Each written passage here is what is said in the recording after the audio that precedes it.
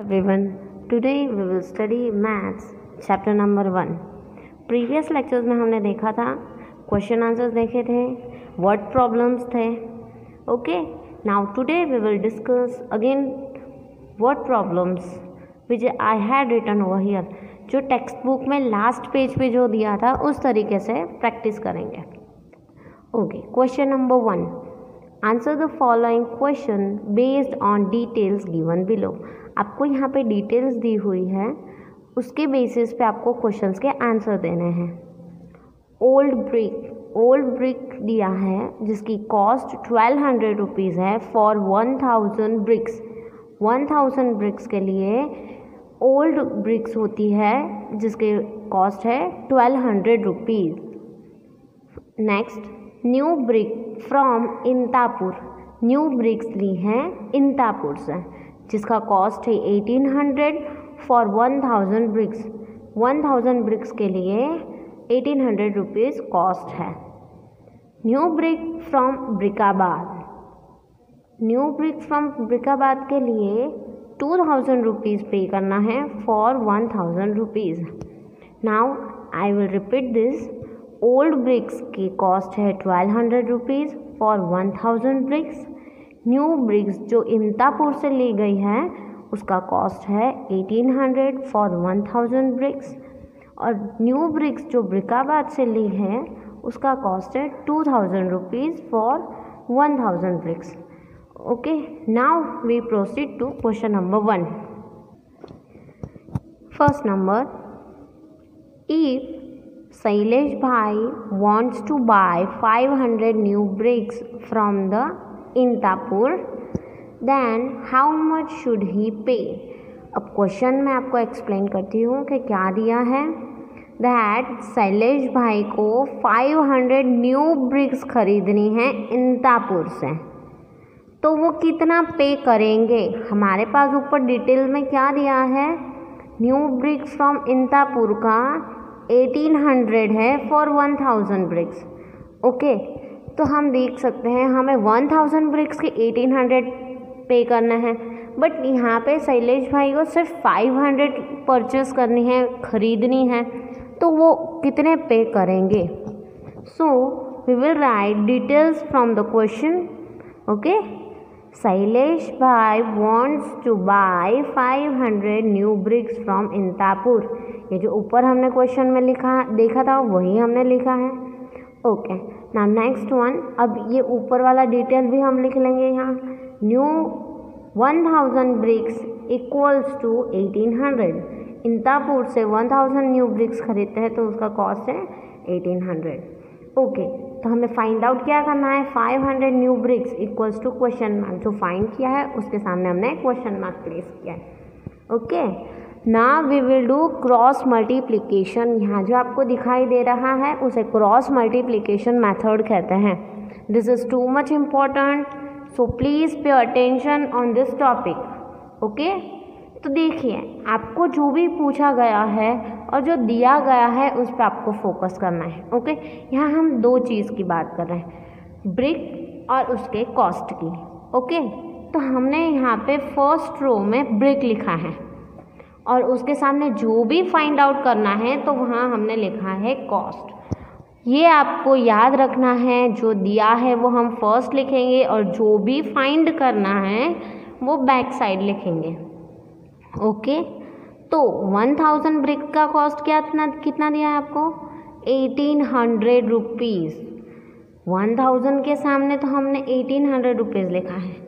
Okay, now we comes to another one which is 500 new BRICS.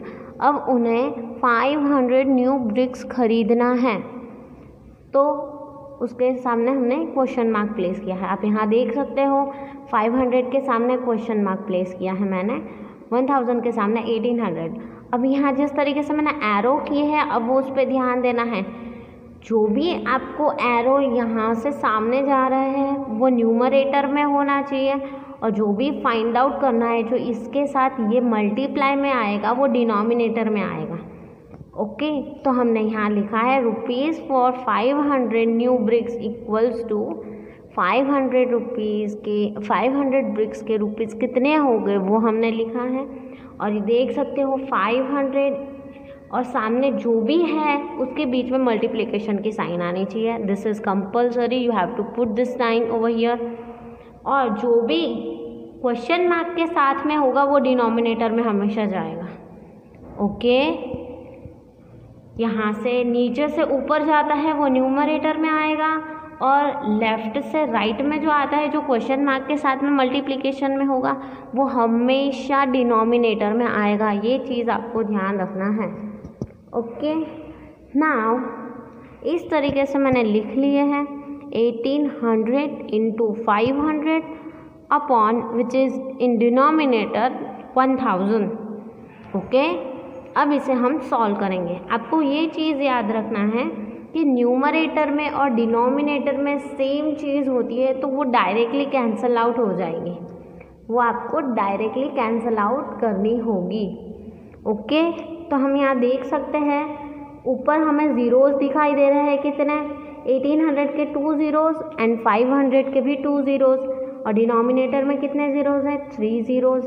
सो हम directly zeros cancel करेंगे ऊपर नीचे के। ओके, आप देख सकते हो मैंने किस तरीके से कैंसिल आउट किए हैं। यहाँ 2 ज़ीरो कैंसिल, तो यहाँ भी डिनोमिनेटर में 2 ज़ीरो कैंसिल कर दिए हैं। फिर 1 zero will remain in the denominator. हमें नीचे कुछ भी नहीं रखना है, डिनोमिनेटर में कुछ भी नहीं होना चाहिए, इसलिए हम ज़ीरो से डायरेक्टली इस तरीके से कैंसिल कर रहे हैं। ओके, तो न्यूमरेटर में जो भी बचा वो हमारा फाइनल आंसर होगा। सो 18 multiply by 50 which will be 900 rupees. It means अगर शैलेश भाई को 500 न्यू ब्रिक्स खरीदने हैं तो उसे 900 रुपीज़ पे करने होंगे। Okay, understood? This is too much important, so please practice it carefully. ये बहुत इम्पॉर्टेंट है आगे फर्दर स्टडीज़ के लिए, तो आपको इसे बहुत अच्छे से प्रैक्टिस करना होगा ताकि कोई भी अलग मेथड से आपको पूछा जा सके तो आप इस तरीके से सॉल्व कर पाओगे। ओके, सो लास्ट में मैं लिख रही हूँ स्टेटमेंट जो हमारा फाइनल आंसर होगा। वर्ड प्रॉब्लम में ये कंपलसरी आपको इस तरीके से फाइनल आंसर जो स्टेटमेंट कहा जाता है उसे वो लिखना होगा जिसमें आपका आंसर होना चाहिए। He will pay 900 rupees for 500 bricks. Okay, understood? Now we goes to next question, which is question number 2. If Jatin Bhai wants to buy 2000 old bricks, अब जतिन भाई को 2000 old bricks खरीदना है, then how much should he pay? Jatin भाई को 2000 old BRICS खरीदना है तो उसे कितना पे करना होगा।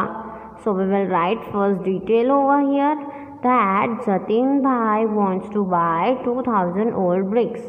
अब आगे हमने मेन डिटेल में देखा था कि उसमें क्या क्या लिखा है, क्या क्या हमें दिया गया है, वो अब हम लिखेंगे।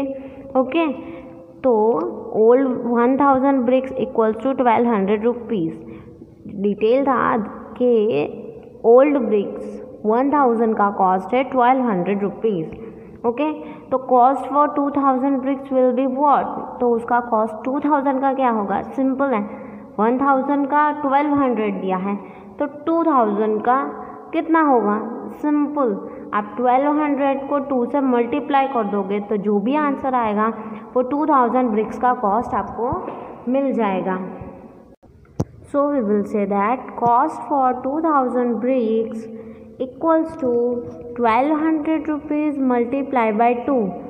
आंसर हमारा आएगा 2400 मीन्स 2400 भी आप कह सकते हो। This is our final answer. अब हम स्टेटमेंट लिखेंगे with answers. He should pay 2400 rupees for 2000 bricks। Okay, understood? Okay, now we comes to next question. If Rajni Bhai wants to buy 3000 new bricks from Brickabad, then how much should he pay? यहाँ question में आपको दिया गया है that Rajni भाई को 3000 new BRICS ख़रीदना है ब्रिकाबाद से, तो उन्हें कितना पे करना होगा। So first we will write details from here. Okay, देखिए मैंने लिखा हुआ है Rajni bhai wants to buy 3000 new bricks from Brickabad. जो यहाँ डिटेल दिया है वही मैंने प्लेस किया है। अब ब्रिकाबाद की आपको डिटेल लिखना होगा। दैट ब्रिकाबाद से अगर लेने हैं तो 1000 ब्रिक्स का कॉस्ट 2000 रुपीज़ होगा। 1000 ब्रिक्स का कॉस्ट 2000 रुपीज़ होगा। आप यहाँ पे 1000 लिखा है तो प्लीज़ कंफ्यूज मत होना। यहाँ पे 1000 ब्रिक है और सामने 2000 रुपीज़ में दिया है, वो उसका कॉस्ट है। ओके, सो सिंपल 3000 खरीदना है, हमें 1000 का दिया है 2000 रुपीज़, तो 3000 क्या कितना। So simple we will multiply 3 with 2000 rupees. Cost for 3000 bricks is 2000 multiplied by 3. So our answer is 6000 rupees. Okay. Now we get our answer that 6000 rupees he will pay for 3000 new bricks. इस तरीके से हम main statement लिखेंगे जिसमें answer होगा हमारा 6000. He should pay 6000 rupees for 3000 new bricks. Now we come to next question. If a brick cost rupees 8.50 पैसा, 8 point यहाँ दिया है, इट मीन्स पॉइंट के आगे जो भी होगा वो रुपीज़ में काउंट होगा और पॉइंट के पीछे जो भी होगा वो पैसा में काउंट होगा। ओके, रुपीज़ 8.50 पैसा, then what is the cost of such 40 BRICS.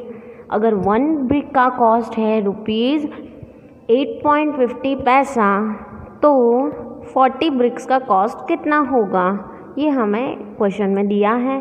तो पहले हम डिटेल्स लिखेंगे। That 1 brick cost equals to rupees 8.50 पैसा। 1 ब्रिक का कॉस्ट है 8.50 पैसा, तो 40 ब्रिक्स का कॉस्ट कितना होगा वो आपको बताना है। 40 bricks cost equals to rupees 8.50 पैसा मल्टीप्लाई बाय 40। सिंपल आप दोनों को मल्टीप्लिकेशन कर दोगे तो आपका आंसर आ जाएगा। So we will multiply in this manner, तो हमारा आंसर यहाँ आएगा विच इज़ रुपीज़ 340। आप रफली सॉल्व कर सकते हो। Okay, now we come to next question. उसके बाद में हम लास्ट उसका डिटेल लिख देंगे जैसे मैंने यहाँ लिखा था। 40 bricks cost is rupees 340. Okay, now last question. If 4 similar trucks carry 12,000 bricks, then how many bricks are there in one truck? अगर 4 bricks के अंदर एक जितनी ही bricks रखी गई है, यानी 4 मिला के 12,000 ब्रिक्स आपको दी गई है, तो 1 ट्रक में कितनी ब्रिक्स होगी वो आपको फाइंड करना है। सिंपल है, आप 12,000 को 4 से डिवाइड कर दोगे तो हाँ आपका आंसर मिल जाएगा। टोटल ट्रक्स इक्वल्स टू 4, जो हमें क्वेश्चन में दिखा है वही हमें लिखना है। फिर 4 trucks carry 12,000 bricks, 4 trucks 12,000 bricks को कैरी कर रहे हैं वो लिखा है। तो 1 ट्रक में कितने हो गए, तो हमने क्वेश्चन मार्क इस तरीके से लिखा है ताकि आपको समझ में आ जाए क्वेश्चन। फिर सिंपल हम डिवाइड करेंगे। आप देख सकते हो 4 3 12 किया मैंने, आंसर विल बी 0। फिर आप देख सकते हो 0 1 2 3 0 हमने नीचे लिए, तो हम जब भी नीचे लेते हैं सिंपली तो वो 3 0 ऊपर क्वेश्चन में पास हो जाएंगे। Okay, so our answer will be 3000 bricks. 1 truck carry 3000 bricks. Okay, this was last question of this chapter. इस तरीके से हमने फर्स्ट चैप्टर फिनिश कर लिया है। ओके, हमने वर्ड प्रॉब्लम्स देखे, ब्रिक के बारे में देखा।